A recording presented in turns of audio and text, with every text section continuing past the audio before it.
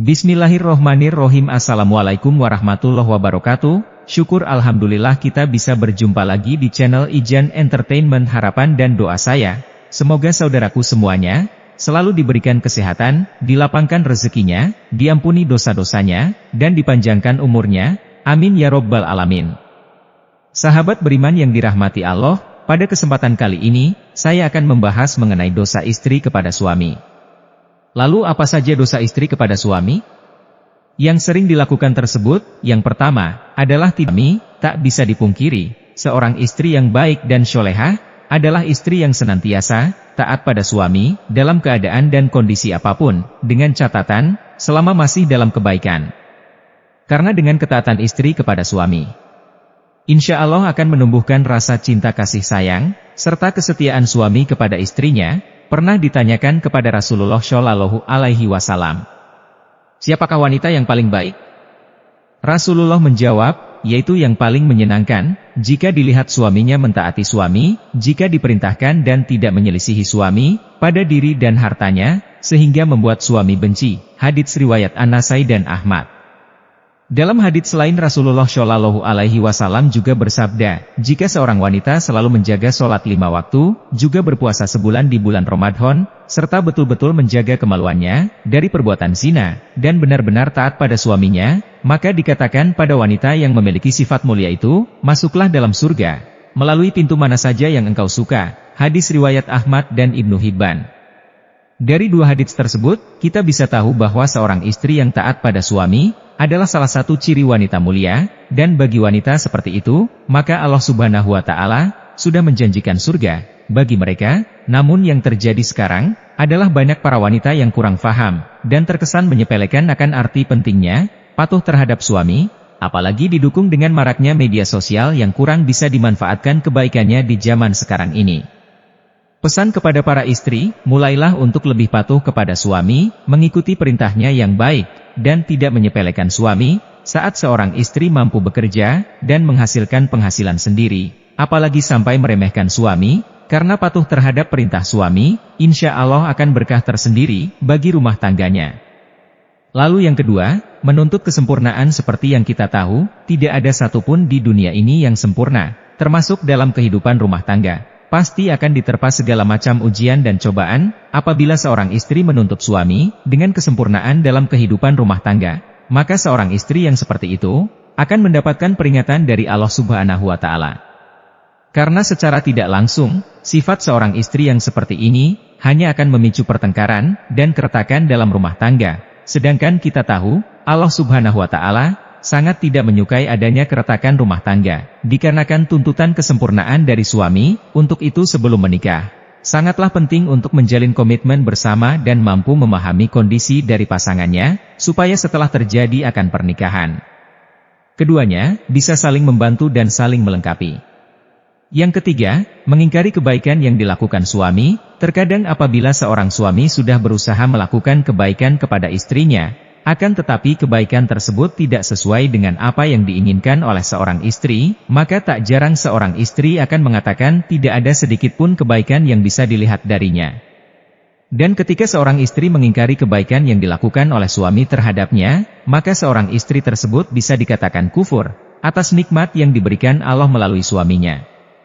Rasulullah Shallallahu Alaihi Wasallam pernah bersabda, dan aku melihat neraka, aku belum pernah sama sekali melihat pemandangan seperti hari ini, dan aku lihat ternyata mayoritas penghuninya adalah para wanita. Mereka bertanya, kenapa para wanita menjadi mayoritas penghuni neraka ya Rasulullah?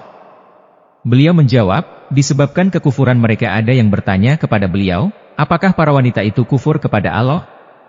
Beliau menjawab tidak, melainkan mereka kufur kepada suami, dan mengkufuri kebaikan suami. Seandainya engkau berbuat baik kepada salah seorang istri kalian pada suatu waktu, kemudian suatu saat ia melihat darimu ada seseorang yang tidak berkenan di hatinya, niscaya ia akan berkata, aku sama sekali belum pernah melihat kebaikan darimu. Hadits riwayat Bukhari dan Muslim. Dari hadits tersebut, sudah jelas dikatakan bahwa mengingkari kebaikan yang dilakukan suami kepada istri, sama halnya menyeret diri dalam siksa api neraka. Untuk itu saran bagi para seorang istri, meski sekecil apapun kebaikan yang dilakukan oleh suami, hargailah, dan jangan sungkan untuk mengucapkan terima kasih kepada suami yang telah berusaha sekuat tenaganya untuk menyenangkan istri dan keluarganya. Keempat, tidak suka pada keluarga suami. Pernikahan tidak hanya bertujuan menyatukan dua manusia saja, akan tetapi pernikahan juga bertujuan menyatukan dua keluarga. Dan yang terjadi dalam masyarakat kita sekarang ini adalah ketika seorang istri sudah menikah, maka perhatiannya harus dicurahkan semua kepada istrinya. Sedangkan jika suami memperhatikan orang tuanya sedikit saja, dan istri tahu akan hal tersebut, maka yang terjadi adalah kecemburuan sosial. Lalu yang terjadi adalah seorang istri akan berupaya untuk menjauhkan suami dari keluarga. Jika ini yang terjadi, maka seorang istri sudah berdosa besar kepada suaminya. Saya berharap bagi wanita yang sudah menjadi istri, hendaknya juga menyambung silaturahmi yang baik dengan keluarga suami, supaya tercipta keharmonisan dalam kedua keluarga. Yang kelima, mengungkit-ungkit kebaikan istri pada suami. Tak sedikit istri yang sering mengungkit-ungkit kebaikan atau bahkan derajat dirinya di hadapan suami.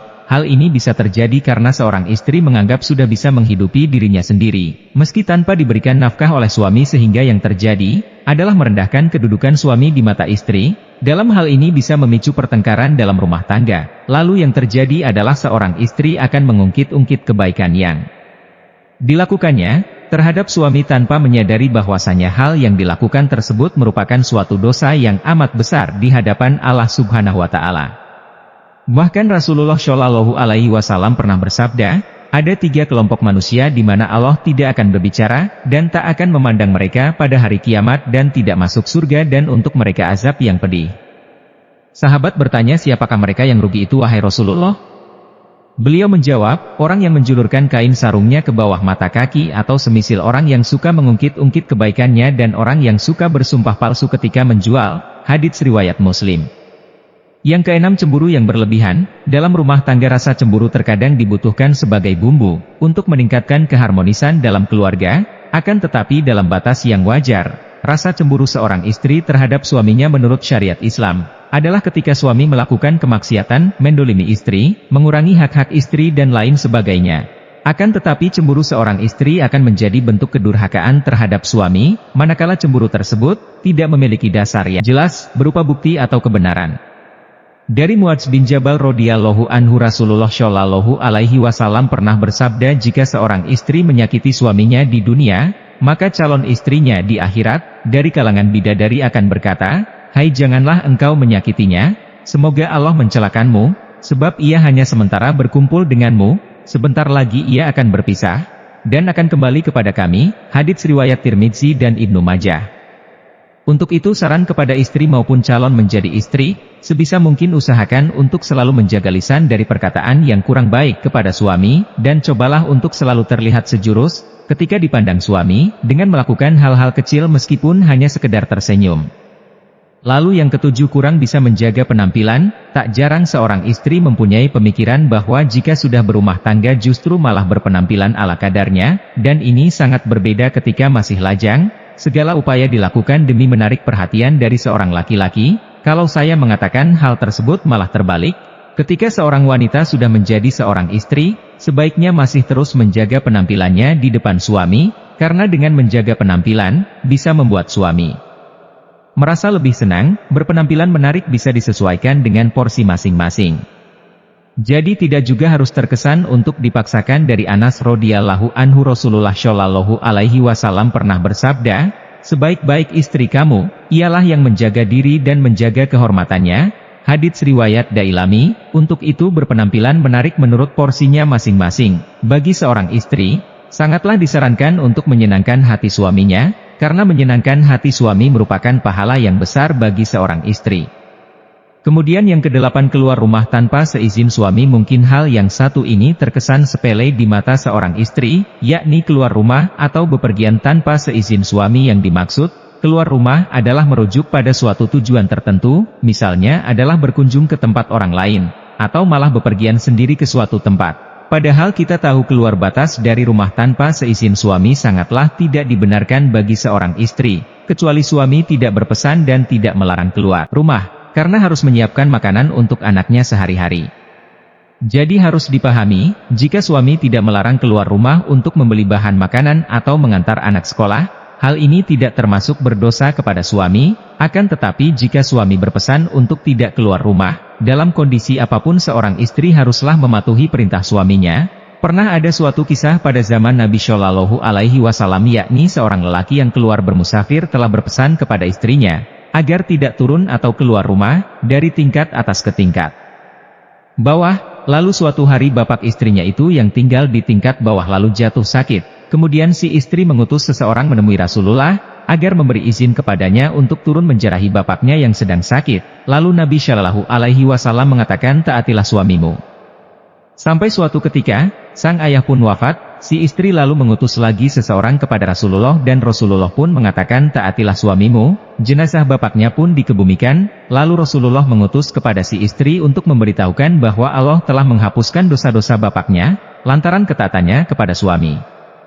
Sahabat beriman yang dirahmati Allah, meski begitu, anjuran mentaati larangan keluar rumah bagi istri, hendaknya tidak diterapkan secara kaku, yang mengesankan bahwa ajaran agama Islam mengekang kebebasan wanita. Tidaklah seperti itu, namun yang perlu diperhatikan, adalah komunikasi yang baik antara suami dan istri, dalam hal-hal tertentu, dan bagi para suami juga tidak diperkenankan mempersulit istrinya, apabila keluar rumah. Dalam hal kebaikan, wallahu a'lam bishawab. Semoga apa yang saya sampaikan bisa bermanfaat untuk kita semua, amin ya robbal alamin. Assalamualaikum warahmatullahi wabarakatuh.